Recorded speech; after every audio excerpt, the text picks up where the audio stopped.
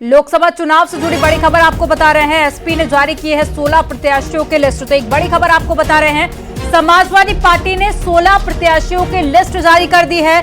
लोकसभा का इलेक्शन होना है, इससे पहले सीटों के बंटवारे पर भी सहमति बनती हुई नजर आई।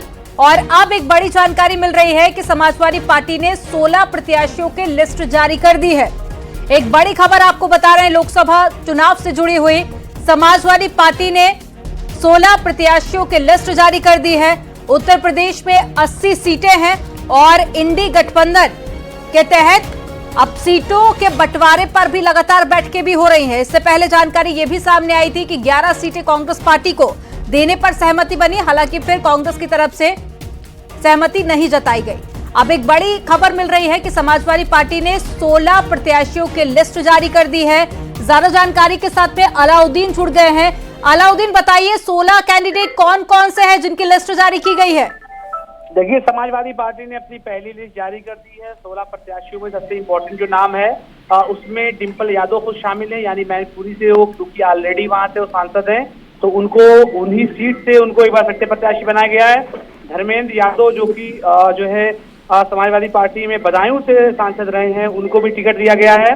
साथ ही फिरोजाबाद से अक्षय यादव जो कि प्रोफेसर राम गोपाल यादव के बेटे हैं, साथ ही संभल से शफीकुर रहमान बर को जो है प्रत्याशी बनाया गया है। उत्कर्ष वर्मा लखीमपुर खीरी से प्रत्याशी बनाए गए हैं। धौरहरा से आनंद भदौरिया को प्रत्याशी बनाया गया है। उन्नाव से अनु टंडन को, लखनऊ की सीट जिसका जिक्र बहुत हो रहा था, रविदास मेहरोत्रा को ही टिकट दिया गया है। फर्रुखाबाद से डॉक्टर नवल किशोर शाक को, अकबरपुर से राजाराम पाल को, बाधा से शिवशंकर सिंह पटेल को, फैजाबाद से अवधेश प्रसाद को टिकट दिया गया है। अंबेडकर नगर से लालजी वर्मा, बस्ती से राम प्रसाद चौधरी को टिकट दिया गया है। जबकि गोरखपुर जो लोकसभा सीट है वहां से काजल निषाद को टिकट दिया गया, यानी कि समाजवादी पार्टी ने अपनी पहली लिस्ट इस बीच में जारी कर दी है। कुल मिलाकर के ये कहा जा रहा है कि जो टेंटेटिव लिस्ट पहली थी उसी को समाजवादी पार्टी ने जारी की है, यानी कि। लेकिन अलाउद्दीन, सवाल यहां पर यह है कि इंडी गठबंधन में सीटों के बंटवारे को लेकर के क्या सहमति बन चुकी है? इसके बाद समाजवादी पार्टी ने अपने प्रत्याशियों की लिस्ट जारी की है, या फिर समाजवादी पार्टी ने अपनी अलग सूची जारी करके एक नया विरोधाभास पैदा किया है? विरोधाभास से फिलहाल नहीं कहा जाएगा, क्योंकि समाजवादी पार्टी ने अपनी जो लिस्ट जारी की है और जो बैठक में जो दिल्ली में मुलाकात हुई थी, कुछ सीटें ऐसी थी जो कि समाजवादी पार्टी के सेफ जोन में थी। जैसे परंपरागत तौर से मैनपुरी सीट उन्हीं की थी, एटा की सीट उनकी थी, फिरोजाबाद की उनकी सीट थी जिस पर कोई कांग्रेस का दावा नहीं था। इसके अलावा अकबरपुर की जो सीट थी उनकी थी, अंबेडकर नगर की, बस्ती की सीटें परंपरागत तौर से समाजवादी पार्टी खुद के लिए रखी थी। लखनऊ की सीट को लेकर के उसका कुछ बातचीत हो, क्योंकि लखनऊ में कांग्रेस ने अपना दावा किया था। इसके अलावा गोरखपुर में भी दावा कांग्रेस का था। साथ ही शहरी इलाकों में की अगर बात करें तो एक सीट और है जिसका मैं जिक्र करूंगा, वो था पश्चिमी उत्तर प्रदेश की संभल। हालांकि शफीकुर रहमान बर क्योंकि सिटिंग उनके सांसद हैं, तो ऐसे में वो सीट देना समाजवादी पार्टी नहीं चाह रही थी। तो कुल मिलाकर के दो। बिल्कुल अलाउद्दीन, आप बने रहिए हमारे साथ। इस बड़ी खबर पर हम अपडेट दर्शकों को दे रहे हैं। तमाम बड़ी खबरें यहां पर। लोकसभा चुनाव को लेकर समाजवादी पार्टी ने 16 प्रत्याशियों की लिस्ट जारी की है। सबसे पहले पूरी लिस्ट यहां पर आप न्यूज 18 पर देख रहे हैं। कौन सा नाम है, समाजवादी पार्टी के कौन प्रत्याशी किस लोकसभा से उतारे जा रहे हैं, यह हम आपको लगातार स्क्रीन पर दिखा रहे हैं। अनु टंडन को उन्नाव से, डिम्पल यादव को मैनपुरी से समाजवादी पार्टी का उम्मीदवार बनाया गया। रविदास मेहरोत्रा लखनऊ, धर्मेंद्र यादव बदायूं, फिरोजाबाद से अक्षय यादव को, संभल से शफीकुर रहमान बर्क को समाजवादी पार्टी का प्रत्याशी बनाया गया। एटा से देवेश शाक्य समाजवादी पार्टी के प्रत्याशी बनाए गए हैं। बदायूं से धर्मेंद्र यादव, फर्रुखाबाद से नवल किशोर, शिवशंकर पटेल बांदा से अवधेश प्रसाद फैजाबाद, आनंद भदौरिया धौरहरा से यहां पर प्रत्याशी बनाए गए हैं। तो ये यहां पर पूरी लिस्ट हम आपको बता रहे हैं।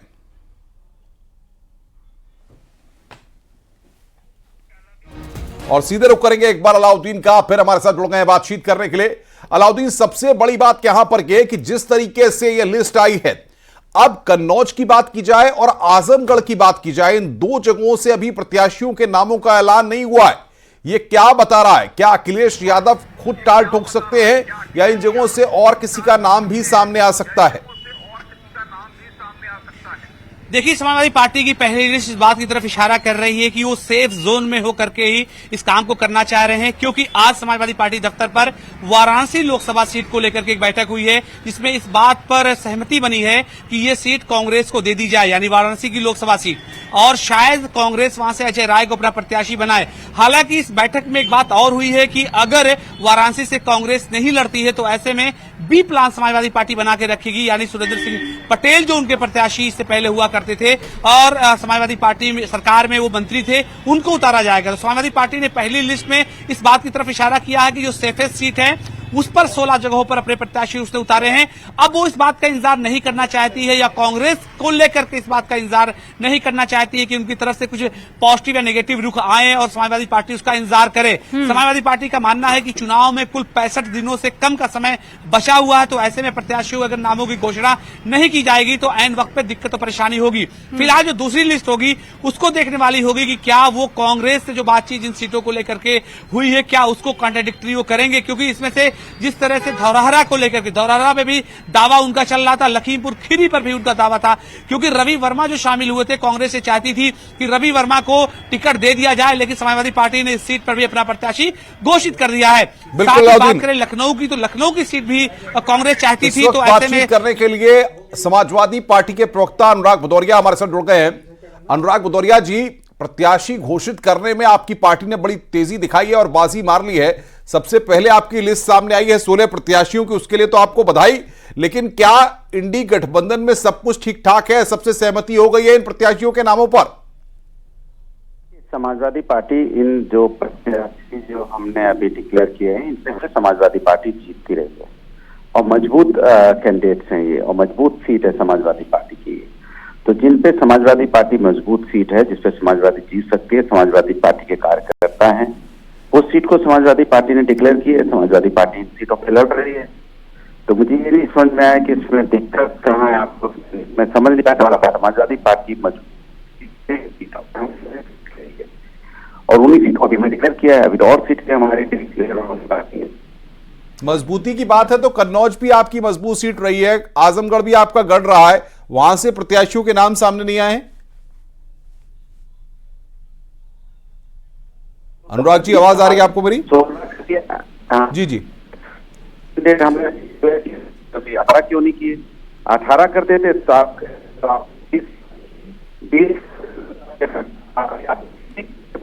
कुछ तकनीकी दिक्कत है, आपकी आवाज हम तक नहीं आ पा रही है।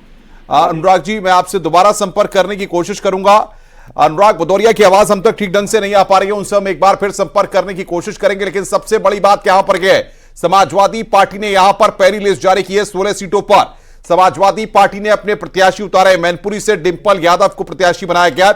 अलाउद्दीन बातचीत करने के लिए मेरे साथ लगातार बने हुए हैं। अलाउद्दीन, ये कॉम्बिनेशन बनाने की कोशिश की गई, लेकिन कुछ इलाके जैसे धौरहरा की बात कर रहे हैं, लखीमपुर खीरी की बात कर रहे हैं, ये कांग्रेस के गढ़ रहे हैं। ऐसे में क्या सहमति बन चुकी है, उसके बाद ये लिस्ट आई है?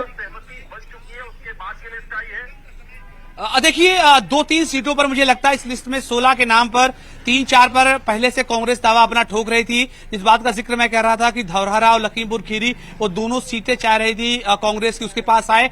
तीसरी सीट जिसका जिक्र मैं करना चाहूंगा वो उन्नाव से अनु टंडन को समाजवादी पार्टी ने अपना प्रत्याशी उतारा है। उन्नाव की सीट पर भी कहीं ना कहीं से कांग्रेस पार्टी अपनी दावेदारी कर रही थी। और चौथी सीट है लखनऊ से जुड़ी हुई, लखनऊ की सीट पर भी चाहती थी कांग्रेस की वो उसके खाते में आए। रविदास मल्होत्रा को भी वहां से घोषित कर दिया गया है। तो ऐसे में फिलहाल इस लिस्ट को देख करके कम से कम 4 सीटों के बारे में दावे से कह सकता हूं, लखीमपुर खीरी, धौरहरा, इसके अलावा लखनऊ और उन्नाव, ये 4 सीटें कांग्रेस अपने साथ चाह रही थी। हालांकि जो पिछले बिल्कुल आपके पास लौटेंगे अलाउद्दीन, आपके पास लौटेंगे, विस्तार से चर्चा जारी रहेगी। और अनुराग भदौरिया जी भी हमारे साथ जुड़े हैं और मेरे पास वो पूरी लिस्ट है उन 16 प्रत्याशियों की जिन्हें सपा ने डिक्लेयर किया है। अनुराग जी, सीधा सवाल आपसे यही, 3 तो उसमें परिवार के ही सदस्य हैं, डिंपल यादव हैं, अक्षय यादव हैं और धर्मेंद्र यादव हैं। लेकिन बड़ी बात जो मुझे नजर आ रही है, फर्रुखाबाद की सीट डॉक्टर नवल किशोर शाक्य को आपने दे दी। तो सलमान खुर्शीद की सीट थी, इससे पहले आप कांग्रेस को 11 सीटें दे रहे थे, ऐतराज आया अजय राय का, अब सीधे तौर पर 16 सीटें। देखिए, इन सीटों पे समाजवादी हमेशा से मजबूत रही है, समाजवादी इन सीटों पे लगातार जीतती रही है। तो जो समाजवादी की मजबूत सीटें हैं वो तो समाजवादी अपनी सीटों पे तो लड़ रही है। हमने अभी 16 कैंडिडेट डिक्लेयर किए हैं, ये हमारे समाजवादी पार्टी के कैंडिडेट्स हैं अब इसमें सवाल क्या वो मैं नहीं समझ पा रहा हूँ। आप उसमें खोजना क्या चाह रहे हैं? आप जो आप खोजना चाह रहे हैं वो आपकी खोजी बात बताइए ना।